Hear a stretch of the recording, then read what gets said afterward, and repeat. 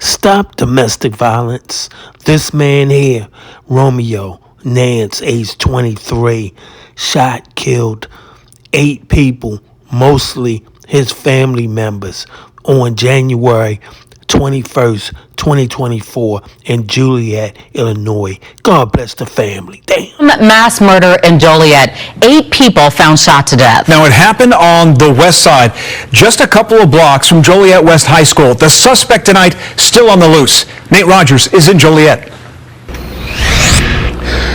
Scott and Dawn, I tell you, a horrible tragedy here. The coroner's office has still not released the names or the ages of the victims, but we have been able to track down and speak with some family members that are actually camped out right here inside of this parking lot waiting for police to give them more details. Family members do tell us one of the victims happens to be a corrections officer, a woman that worked at the Joliet Treatment Center. We're told for more than 5 years. Family members say she lived with her sister and her sister's 3 children at that house. At the second house apparently lived the suspect's girlfriend and the suspect's uncle. I've been a policeman 29 years. This is probably the worst crime scene I've ever been associated with. Devastating screams from loved ones and fellow correction officers, all heartbroken and in deep shock. 7 people killed, all of them shot to death, believed to be related. You hear about it, you just don't expect that it happened to you. Officers arrived on scene here in the 2200 block of Acres and found 5 people dead inside one home, 2 others dead inside a second home around 12 noon. The suspect, 23-year-old Romeo Nance.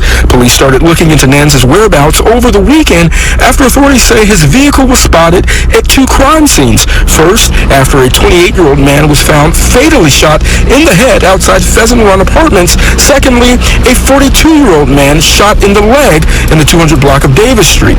We will do everything in our power here at the Joliet Police Department to bring the person responsible for this to justice. Police say Nance is armed and considered dangerous. He was last seen driving this red Toyota Camry, license plate Q730412. And I'm kind of nervous and scared because there's children around here. And we were able to dig a bit into Nance's criminal background. Last year, he was charged with obstruction of a peace officer, having a firearm without a valid FOID card, discharging a weapon, and an occupied vehicle. Also last year, there was a battery charge as well as a criminal damage to governmental property charge. Now, again, out here live, you see 2 mobile command units, Joliet Police as well as Will County Sheriff deputies. We do know that the FBI is also partnering with this investigation. We asked police about a motive. Police say Stop domestic violence. Why? It's wrong. It's never right. Our city and our police department has handled. Again, thank you for being here. Just wanted to start off by letting you know that I do have a press packet for you all. However, we did suffer a small internet outage, so I was not able to complete it for you. I will send that to you once that is done, or once we are done here. Today we'll have speaking Chief of Police Bill Evans, EVANS, and also Deputy Chief of Will County Sheriff's Office, Dan Jungles, JUNGLES. Also in attendance we have City of Joliet Mayor Terry Darcy and Joliet City Manager Beth Beatty. And lastly, we have in attendance Will County Coroner Lori Summers. However, she will not be speaking. Without further ado, I will introduce Joliet Police Chief Bill Evans. Good afternoon, everybody. I'm Bill Evans, Chief of Police, City of Joliet. I wanted to begin by thanking our assisting agencies that played a very significant role in this investigation.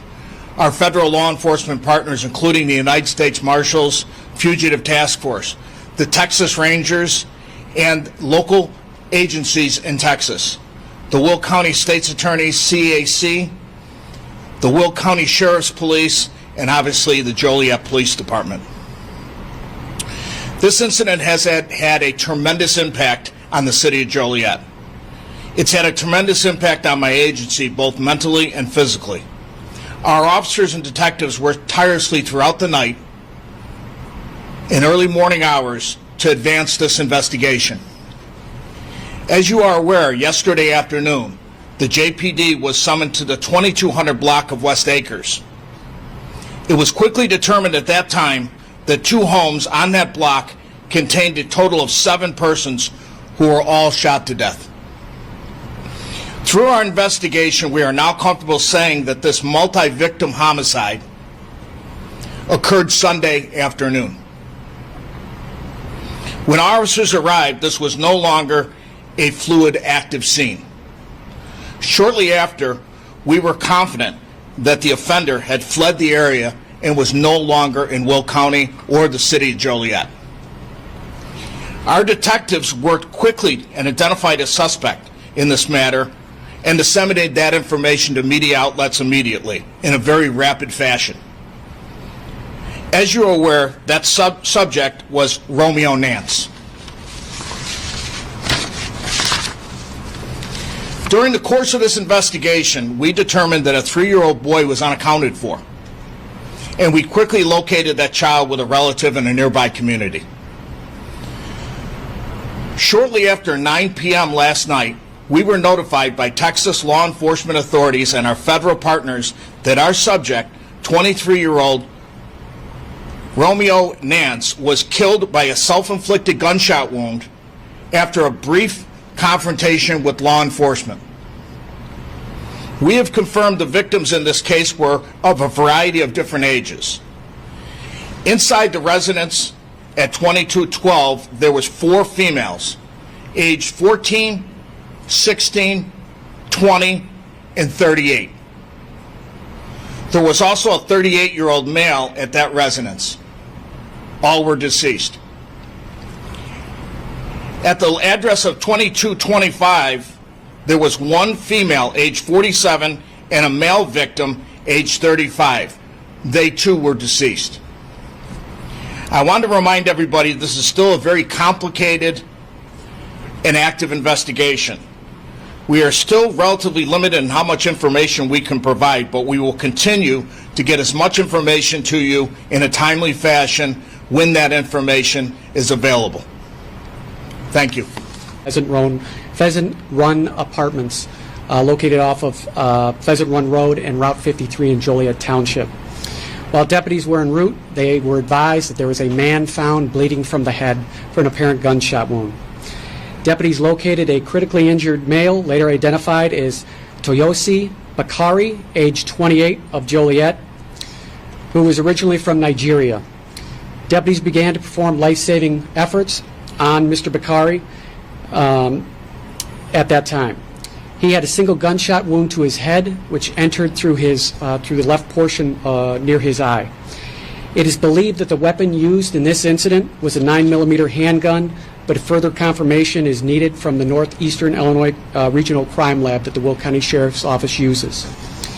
While deputies were securing the crime scene, they were informed of another shooting that occurred in the city of Joliet, and that was located at the 200 block of Davis Street.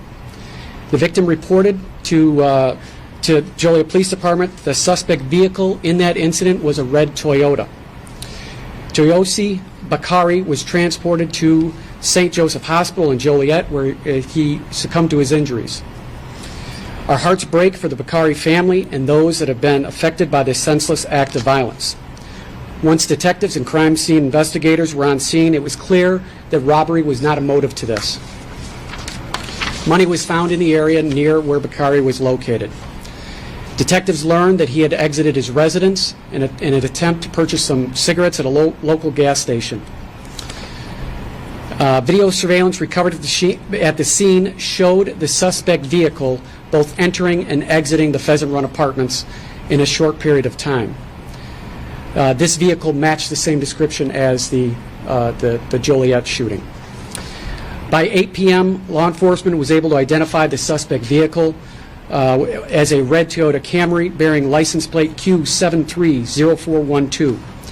Detectives utilized license plate readers exclusively to attempt to locate the vehicle. The suspect vehicle was known to be used by Joliet resident Romeo Nance, who has an extensive criminal history. Personnel with the Sheriff's Office began to focus on locating the suspect and his vehicle by conducting saturation patrols in known addresses where he's been known to, where he was associated with. When the vehicle could not be located, detectives with the Will County Sheriff's Office set up surveillance on the 2200 block of West Acres and Joliet in hopes that the vehicle would return to the residence. When the vehicle could not be located and the vehicle's movements were no longer active, as a matter of public safety, the Will County Sheriff's Office released the identity of that suspect vehicle. It was at this point that we believed that Mr. Nance had fled the Will County area and was no longer a danger to the public. Detectives with the Will County Sheriff's Office went to 2212 West Acres to contact the registered owner of the suspect vehicle. Detectives received no response at that residence. Knowing that the residence across the street was also known to be occupied by Romeo Nance, they went to that residence as well. It was at that time that they noticed blood located on the front of the door and fresh gunshot wounds to the door. Detectives, under exigency circumstances, made entry into the home and located two deceased individuals. The Joliet police were contacted at that time by detectives. Once Joliet arrived on scene, a team of officers from the Will County Sheriff's Office and the Joliet Police Department went to the other address across the street at 2212 West Acres and discovered 5 more deceased individuals. All available law enforcement resources, including the Federal Bureau of Investigation, the United States Marshals Service, were being utilized to locate Romeo Nance and the suspect vehicle. Shortly before 6 p.m., members of the Will County Sheriff's Office, who were coordinating with the U.S. Marshals, advised that Romeo Nance was believed to be traveling in the state of Texas. By around 8 p.m., a helicopter had located the suspect vehicle on I-35, and Texas law enforcement was mobilizing additional resources to stop the vehicle.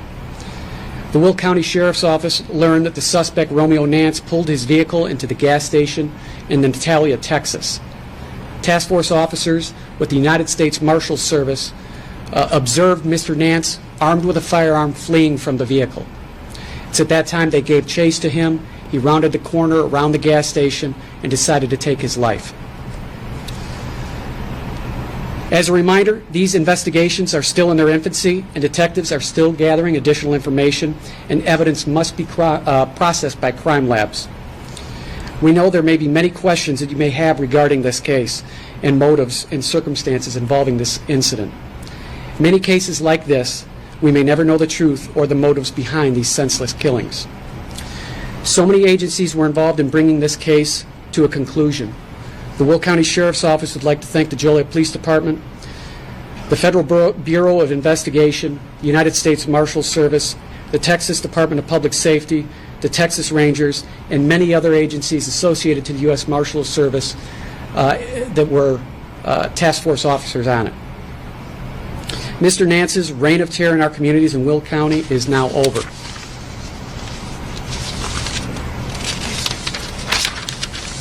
With so much sadness that surrounds these incidents, it is time for our communities to come together and heal. Thank you very much.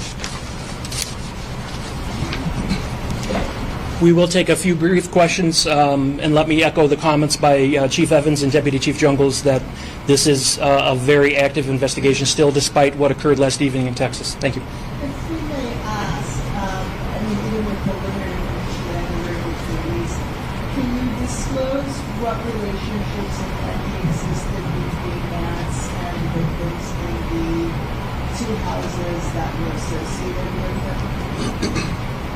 Yes, ma'am. We do know right now that there was a family relationship between the 2 residents, and we do know that Nance was related to the occupants of both residents. As to exactly what type of relationship there was within the family, right now we're still sorting through that. Was he related to all of the victims that were there? As we could tell right now, he was related to, if not all, a vast majority of the people within the residence, both residences. And the first shootings, were those known subjects to him or appeared to be random? It does appear at this point that the shooting that Will County Sheriff's handled and the shooting that the Joliet Police Department handled were separate from this particular investigation.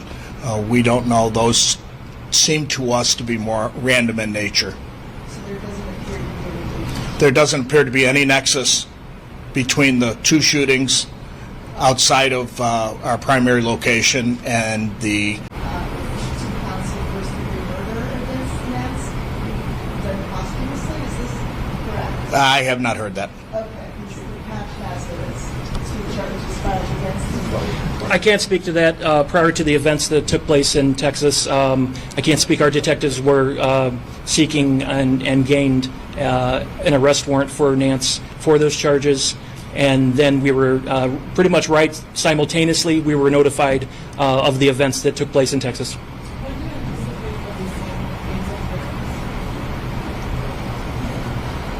Ma'am, there's still an ongoing investigation with the coroner, and that would be probably a better question to ask the coroner, but I think in due time she'll be able to release those names. Right now, those names are not going to be available. So in terms of timeline, do you believe the first 7 fatal victims were the first shootings? And then the person who was just shot in the back and survived, and finally infested my apartments? Is that the timeline? We believe, and correct me if I'm wrong, we do believe that the shootings at the 2200 block were the original shootings, and then the 2 random shootings took place shortly thereafter. And obviously we don't have any idea right now in terms of motivation that triggered this. Yeah, we can't get inside his head. We just don't have any clue as to why he did what he did. 2 questions. First one for you, Chief Evans. If it was known at the time that our suspect moved in the area, in the initial reports, why wasn't it said that there's a chance he left the area trying to calm the fears, especially the neighborhood? Well, I mean, it was still an active investigation, and we were still trying to tie up a lot of loose ends from some of the technology we employed and some of the assistance from other agencies. We were able to determine at least that we had a strong suspicion that he had left the area. And the second one to Deputy Chief John Bowles. Knowing that you guys were able to go in city limits for the state this surveillance, why was it until it was discovered there were bodies in the season, the West Acres house, that Joliet police was notified not right away when the surveillance was taking place, so they were aware in case somebody else called? No, Joliet was 100% aware that we were doing surveillance on the residents because we had established that both our shooting and their shooting that occurred during the around 4:30ish were connected. So once we were able to determine that and tried to locate the vehicle, once we weren't able to locate the vehicle, we were just waiting for it to come home, and that's when we set up the surveillance. And follow-up, why was there such a horror reaction and the surveillance and the discovery of the scenes? Could you repeat that? Why was there that 4-hour gap between the end of the surveillance and the discovery of the bodies? What we know is now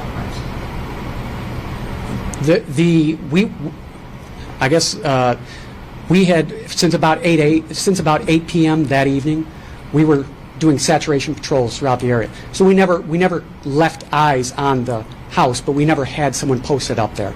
So what we did is once we couldn't locate the vehicle and all the leads were kind of dead for the evening, we set up on the house, and that's when we decided, okay, there's been no movement on the vehicle. We have not seen it on any of the LPR cameras, and that's when we decided to try to make contact with the homeowner because we wanted to get that information out to the public that this vehicle may be on the loose somewhere in another jurisdiction. One more question. I'm assuming that ring cameras in the area have been pulled and you guys are still investigating those as well? That is correct. You said money wasn't taken in the shooting of the 28-year-old, the fatal shooting. Was anything taken at any point in these murders? Not in ours, no. How well known is the suspect to law enforcement, and is there any other information available about him? Any information about the suspect? That information I don't have access to right now. Chief Evans, have police involved in the past with the 2 murders of West Acres for any domestic issues? I can't answer that right now, but we were familiar with the addresses. What about the license plates? I think the photos that were circulated last night showed Texas license plates on the red Camry. Is that anything you guys know about yet, or is that still being under under investigation as far as how those may have ended up on? Yeah, John, from what our investigation has revealed, we do think that he stopped at a mall someplace in Texas, and he was able to steal some Texas license plates and put them on the vehicle to throw off law enforcement. So that's what the theory is right now. He had no known connection as far as like family members or anybody in Texas? We haven't established that yet, so I couldn't answer it. But at this point, we don't believe he had any relatives or any connection to the state of Texas. Was a weapon recovered at all throughout the investigation at the scene? I can't admit that. I can't tell you right now. There was word that one of the victims was a corrections officer at the Joliet Treatment Center. Is that something that... A crucial reminder here, help is available if you or anyone you know is a victim of domestic violence. You can call the phone number there on your screen or simply text the word START to 88788.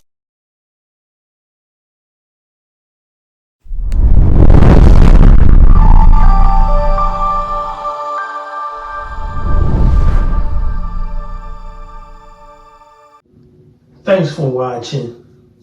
We appreciate you. Please subscribe.